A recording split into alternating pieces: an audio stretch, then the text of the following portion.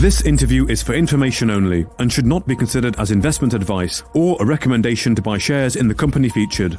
Welcome to this Stock Box interview.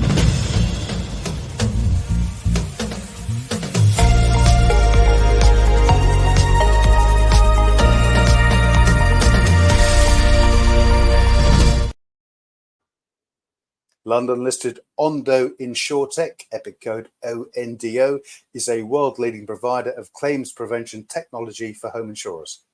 The company is focused on the global scale-up of LeakBot, an Internet of Things claim prevention technology that prevents water damage claims in houses. Chief Executive Craig Foster joins us again today to discuss the latest development. Hello, Craig. How are you today? Hey, Alan, I'm very well. It's nice to talk to you. I've enjoyed the research talks that you do. It's the first time we've met, so it's nice to meet you. Thanks very much indeed. Nice to meet you too, and good in our chat earlier to find out a bit more about the company. So just looking at this more closely, the company has just released a solid set of full-year results. Before we get into these, you of course invented LeakBot prior to the Ondo IPO. Can you provide us with an overview of that journey? Yeah, sure. So, Ondo is on a mission to become a world leader in claim prevention technology for the home insurance industry. And we see a vision where this type of Internet of Things technologies is used as standard in every home to protect those homes, reduce waste, and ultimately help the planet as well. So the reason why I believe in that vision is actually LeakBot was invented in an innovation lab for a big corporate called HomeServe a few years ago. Myself and the team set up this innovation lab, and we were working on Internet of Things technologies when that was a fairly new kind of technology trend. And we could see a world where kind of heating systems were connected to the internet, but we were wondering about plumbing because HomeServe had this heritage in plumbing. And we realized that most of the solutions that existed were kind of lacking. They were either really expensive, they had to be plumbed in, and you had to cut the pipe. And we kind of recruited a very clever kind of PhD scientist who we still work with today, a guy called Sam Bailey, who he actually came up with this idea, a totally innovative and new way of detecting household leaks, and it meant you didn't have to cut the pipe. So I guess the short version of the story is we came up with this amazing new invention. We filed patents on it, and then we kind of realized that it solved a much bigger problem than we originally anticipated, which is this problem for the insurance industry. So exactly these types of leaks are costing the insurance industry, just in the US and the UK, 16 billion pounds a year across those two markets, just putting houses back to how they used to be because of these types of leaks. So one thing led to another. HomeServe is now owned by the conglomerate Brookfield over in Canada.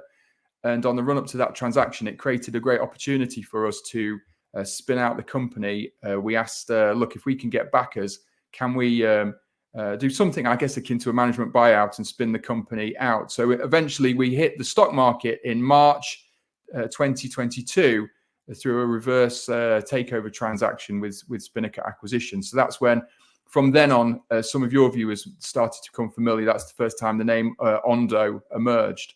So yeah, so the couple of years journey from then, Alan, have been interesting. As you know, we arrived into a terrible market, and we had no investor profile at the beginning at all. No one had heard of us. I think the shares kind of fell from, down to about 5p at one point.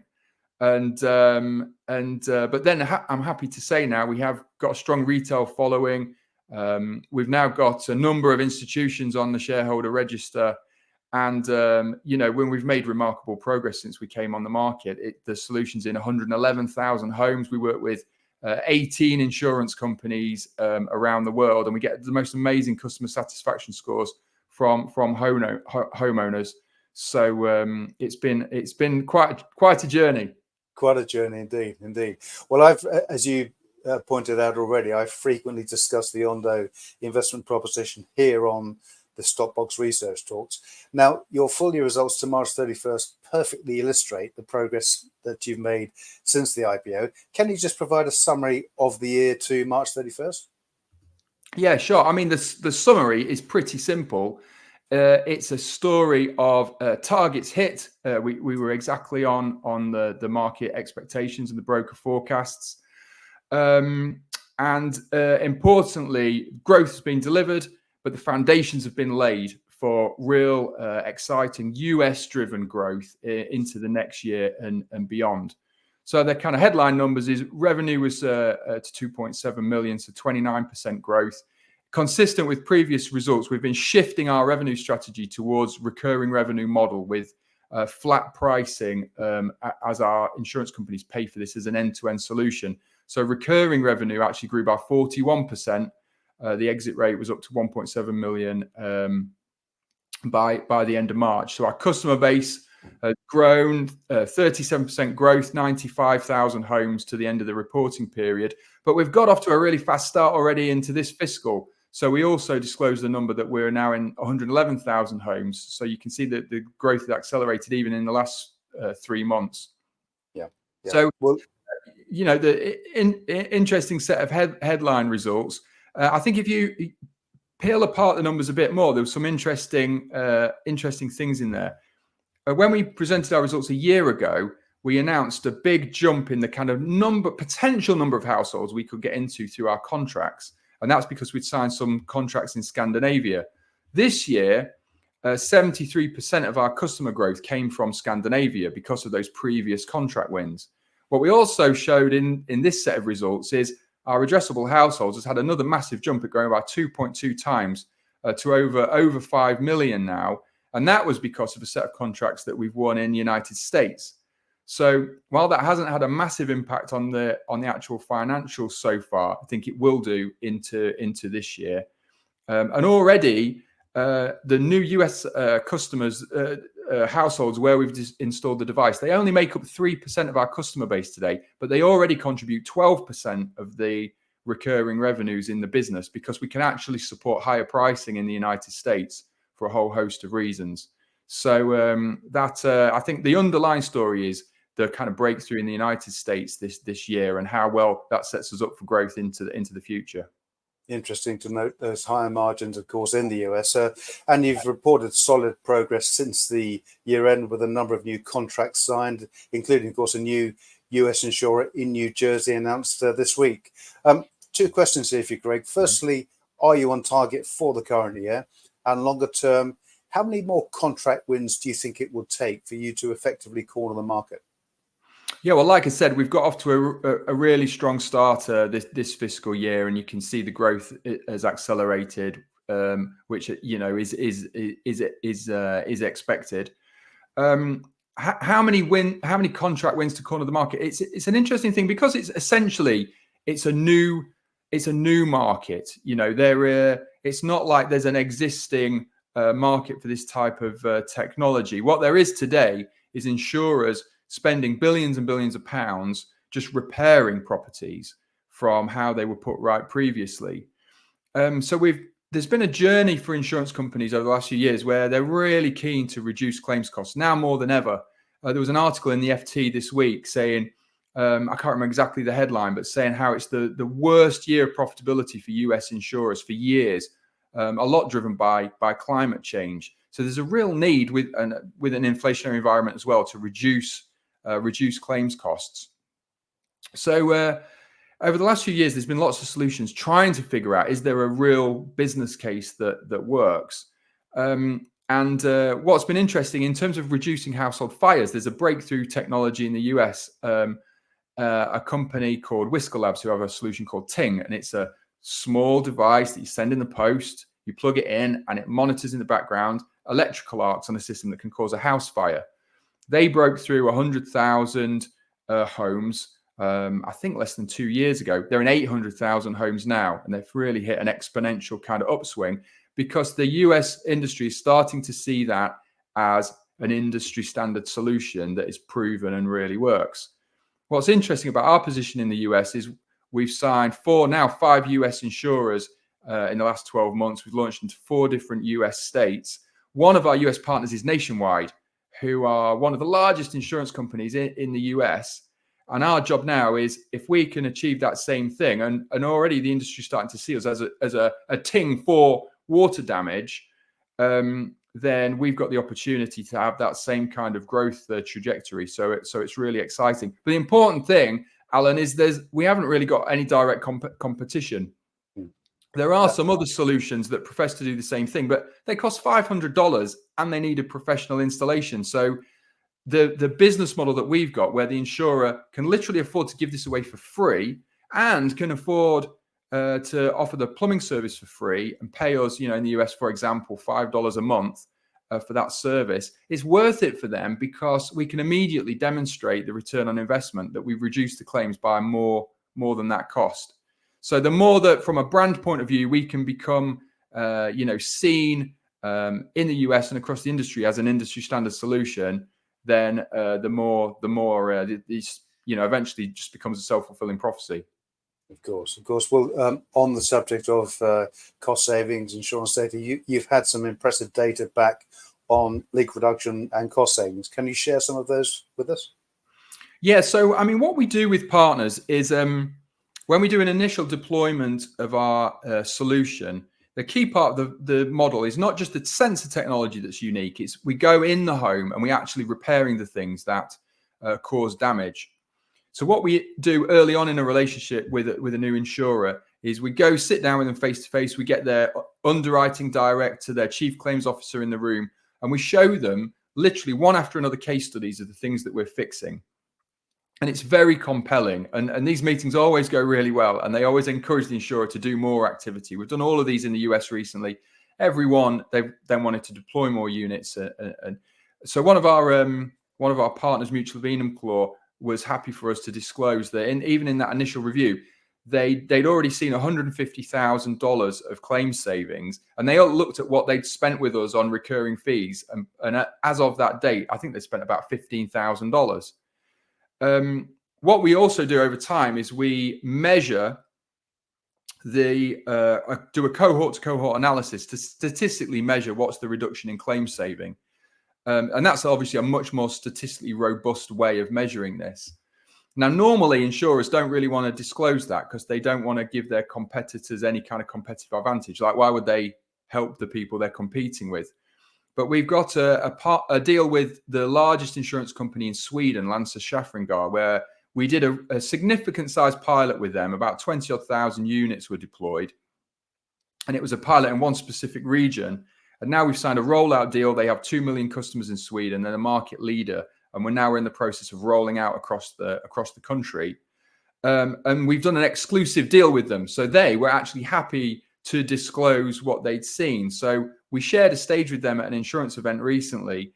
And they said they'd seen a 40% reduction in their claims costs. So that's a really helpful statistic, Alan, for us to, when I'm sat across meeting a chief product officer in a US insurer, or the P&L owner for the home book, and we can talk about that. That's on the sample size of 20,000 units. They can plug that into their ROI model straight away, and 40% of a $16 billion cost, whoever you are, is a big number. It's a slam dunk, isn't it? Really. It really is. Yeah. So excellent, Craig. That's really interesting, and that data it speaks for itself. As you say, you can just sit in front of any director of any insurance company, and that's a huge amount of money by any standards. Just on the subject of Ondo developing as an entity, what plans does the company have for further expansion and diversification going forward? You mentioned, of course, there are other products in the market like Ting and others out there. What plans does Ondo have for further diversification? So it's a good question. So, the way a lot of people think about this is, there are other perils within home insurance. So are you going to develop a fire solution or a security solution? So far, our approach has been, well, we should partner on those things. If an insurance company wants us to integrate, we've built APIs around everything. If they want a single app to source some of this data, and we've done this already in a number of cases, like with Nationwide, they've taken all of our APIs and integrated them into their smart home platform, and they can do the same with other systems on other perils. So we're not at the moment planning to develop any of our own technologies, or we haven't got any plans to go acquire any other businesses in those areas. So that's one way to think about it. The other way is, there's actually some real benefit to huge focus, given this is the number one peril insurers are actually concerned about. So in some ways, we've been deliberately, ruthlessly focused on this. Even in the markets we're playing in, we've been very specific to focus on the United States, the UK, and Scandinavia. Not to say there's not a huge opportunity in Germany and France and Spain, all over the world. But at the moment, we're being realistic about the size and the scale of the company right now, the resources that we've got, and the opportunity that we've already got in front of us. So we've been really quite ruthlessly focused to focus on scaling that.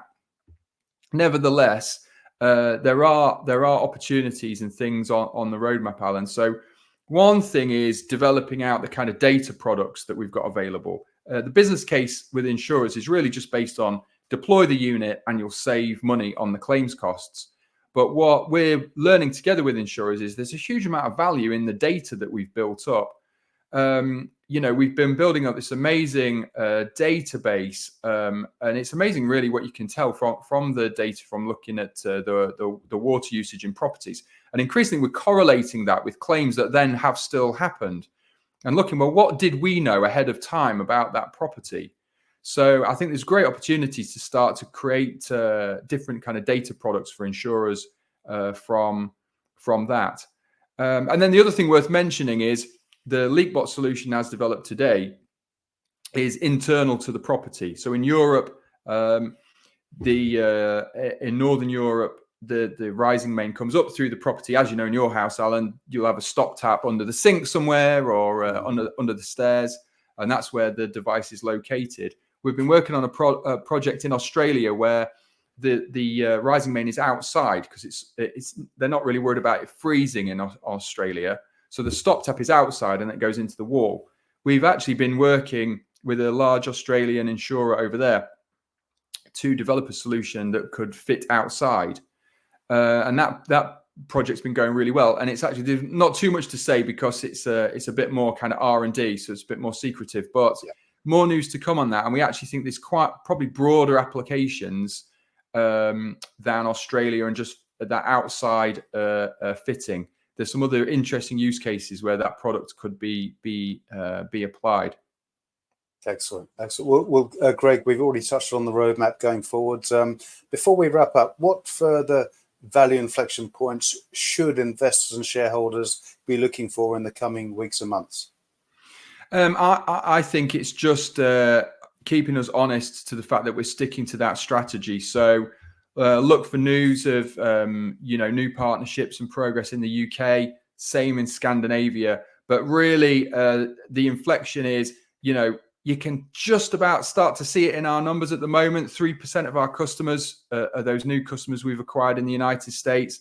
But the opportunity out there is huge. So I think what investors should be looking for is other signs of progress, like the announcement on Tuesday of new partners, existing partners launching into new states.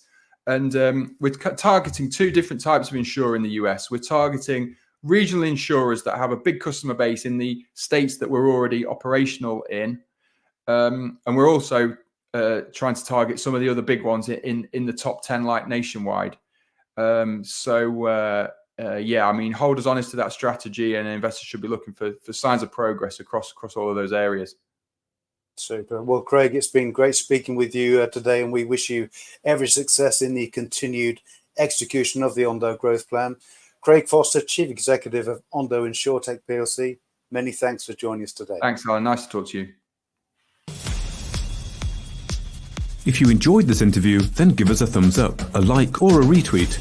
Subscribe to us on YouTube or follow us on Twitter and hit that notification bell to be the first to know when we release new content. There's loads of great content on our website too, across all our programs at stockboxmedia.com. Thank you for watching.